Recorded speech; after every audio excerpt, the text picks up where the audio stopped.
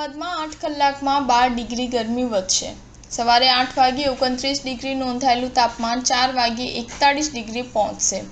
12 થી 5 વાગ્યા સુધીનો સમય કાળઝાળ। હવામાન વિભાગની આગાહી અનુસાર રાજ્યના તાપમાનમાં ધીમે ધીમે વધારો થઈ રહ્યો છે। ગઈકાલે રાજ્યના કેટલાક જિલ્લાનું મહત્તમ તાપમાન 41 ડિગ્રીની આસપાસ પહોંચી શકે તેવી આગાહી કરવામાં આવી હતી। જે મુજબ ગઈકાલે અમદાવાદ શહેરનું મહત્તમ તાપમાન 40.8 ડિગ્રી સેલ્સિયસ નોંધાયું હતું। આજે અમદાવાદ શહેરનું તાપમાન 41 ડિગ્રી સેલ્સિયસ પહોંચી શકે છે। અમદાવાદમાં સવારે 8 વાગ્યે 29 ડિગ્રી નોંધાયેલું તાપમાન બપોરે 4 થી 41 ડિગ્રીએ પહોંચશે। આજે બપોરના 12 થી 5 વાગ્યા સુધી આકરો તાપ પ્રકોપ વર્ષાવશે। આ સમયે કાળઝાળ રહે તેવી સંભાવના છે।